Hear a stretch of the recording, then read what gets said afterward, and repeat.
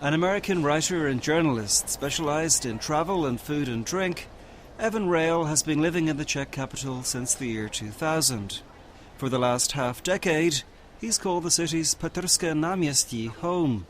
In this edition of My Prague, Evan shows me around his neighbourhood, which, despite being only 5 minutes' walk from Náměstí Republiky, is still somewhat off the beaten path. We're in Petrské čtvrt, Peter's Quarter, which is an area of Prague 1 that is in the center. It's very conveniently located, but it's still very residential. And it's not at all a very touristic area. There aren't really any attractions to see here. It's just a living, vibrant part of Prague where people actually live and work. What are the upsides and downsides of living in a place like this? Well, the upside to living in an area like Petrské čtvrt is that it's very enclosed. It's a lot like an island in a way. Among districts in Prague, it's one of the few that has very clear delineated boundaries. On the north, it's the river. You can't go anywhere there. On the south, it's Nápořičí. To the west, it's Revoluční. And on the other side, it's Čechnov, which is the old railway ground. One thing I noticed looking at the map before I came here today was how a lot of the streets leading off Petrské náměstí, the square where we are right now, they have the names linked to trades. I think Sokonecka is from drapers. Well, that's not really a trade, but it's an area of work. There's Truhlarska, which is joiners. There's Bavirska, which is dyers. That's right. There's Zlatnická just over there, which is an area that was linked to goldsmiths. And in fact, in this area, even today, you'd think after so many years, so many things would have changed. But in fact, there are many goldsmiths in the area. And down this street over here, down Sokonecka, there are shops that do the business of just selling equipment for making jewelry and handling gold. It's got to be a very specialized trade. Have you any idea why this area is associated with the jewelry business? Not really. I do know that it, like many districts of old Prague, it was a Jewish area once upon a time. There were also a number of brewers here. I like to write about beer and read about historical brewing, and it turns out that one of the great hop dealers of Prague in the 19th century used to live right down that street on Zlatnická, just a few feet from where we are now. And my own building, which was built in the 1930s, late 30s, at one point was actually a functioning brewery. Also, you were telling me earlier that there's some connection between this area and a famous Czech kids book or book for boys, or a series of books. That's right. It's connected to a bunch of comic books that were written in the middle of the 20th century called Rychle Šípy, about a gang of boys, righteous, really, really good kids. Boy Scouts. Boy Scouts, basically, boys' own, who go on adventures and have snowball fights and get lost and rescue cats and things like that. And they live in a really particular neighborhood called Stěnadla, Shadowville or something like that. And Stěnadla is known, among all young Czech people as this place where the Rychle Šípy kids live. And some people have said that this neighborhood, Petrské čtvrt, was one of the possible models for Stěnadla. One thing also that this area is known for is schools. There's 3 schools, I believe, within 50 meters where we're sitting. There are 3 schools and several preschools and things for children to do as well. One of the things that, for me, that changes the way I look at the city is having kids. And you start noticing that there are a lot of resources for families in Prague that you simply do not care about when you don't have a family of your own. There are loads of really great parks. There are some really good schools. There are great after-school activities for children. And Prague is actually a wonderful place to raise a family. A lot of people look at it as the Las Vegas of Europe, or a place to party, or what happens in Prague stays in Prague, that kind of thing.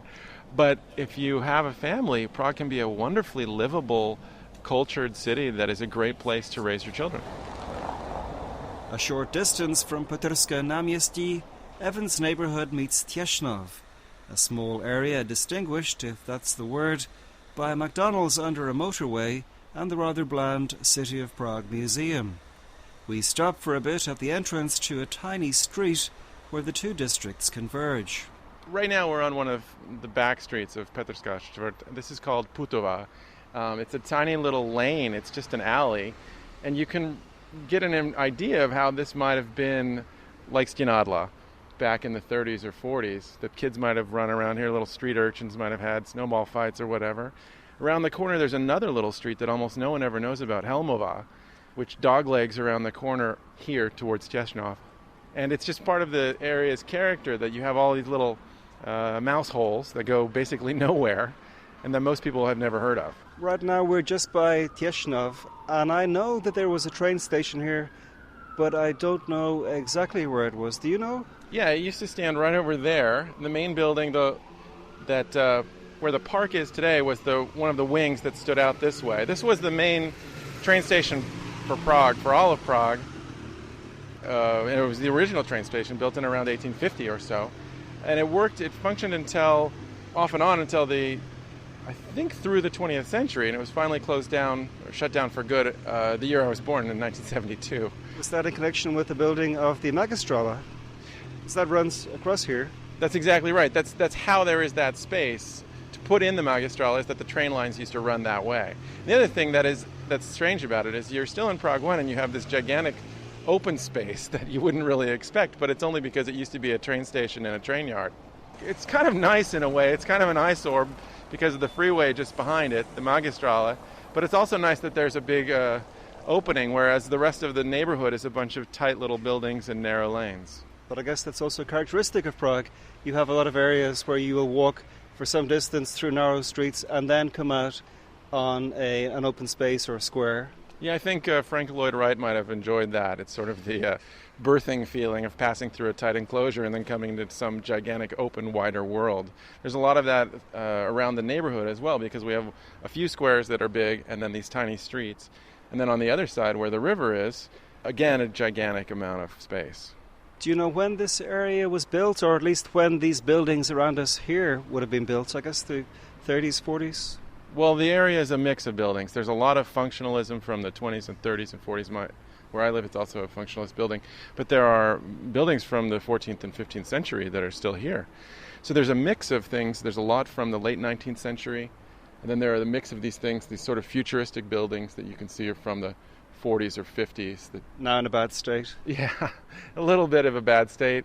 And there's some wonderful buildings as well. With in one sweep of the eye, you can see Gothic buildings, Baroque buildings, or Neo-Baroque buildings, and modernist, minimalist, functionalist designs. They don't really clash. They all seem to go together to me. Cheers. Na zdraví. For the final part of our tour of Evan Rail's Prague, we're having a beer on, of all places, the roof of Kotva, once the city's premier department store. And it's entirely fitting that we wrap things up with a pivo, as Evan is the author of such works as Why Beer Matters and the definitive Good Beer Guide Prague and the Czech Republic. A lot of people know the Kotva department store is a real eyesore. It's architecture, basic brutalist architecture from the 1960s, 70s, and a lot of people would think it's not very pretty. But at the top of the building, they've installed a new beer garden with a big deck and some views that I would say are among the best in the city. Well, the view here is fabulous. We can see the Teen Church and the whole way across the old town. That's right, and right next to us you can see the super deluxe suite at Hotel Paříž, where you have a little room up in the tower that goes in the corner. It's all covered with glass and it's got 360-degree views. And its own gargoyles. And its own gargoyles, that's right. And it's basically at arm's length. I think we could probably yell over there if someone were in the room. You can see all over the rooftops of Old Town and down on Jakubska as well, the little streets down here in Old Town.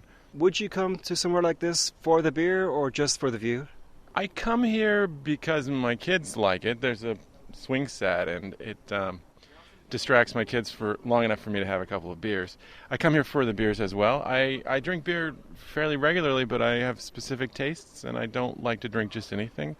And this pub has very good beer usually. And I've got to ask you, Evan, what are your favourite pubs of all the hundreds of pubs in Prague? Yeah, it seems like there must be even thousands of pubs in Prague. I'm a big fan and a regular at Pivovarský klub. It's close to me, which makes it easy to walk there and walk home. That's by Florence Station? That's right. It's on Křižíkova, number 17 on Křižíkova, very close to the Florence bus station, metro station. I like Zlíčáci a lot. That's out in Nusle, which has expanded and gone from strength to strength. They, I think, started with really bad beer, an industrial lager, and they expanded to having a few craft beers and then a few more, and then they got up to 20. And Now they have 3 different levels, and they have something like 47 or 48 taps of great beer. Where would you recommend to people coming to Prague looking for the ultimate kind of old-school beer experience? The places you mentioned, like Zličasy and Pivovarsky Club, I think are quite new. It's a bit of a trick question, because the place that I would recommend for the old experience, the classic old-school Prague pub, traditional cooking, Pilsner Urquell, the place I would recommend is Lokal. Now, it looks like it's an ancient establishment from 20 or 30 or 100 years ago, but in point of fact, it's only a few years old. There's one over here in Old Town, there's another one in Malestrana, and they've kind of expanded. I think they have 4 in Prague at this point. They serve wonderful, wonderful goulash and dumplings. And the beer is just simply the best version of Pilsner Urquell you're going to ever find.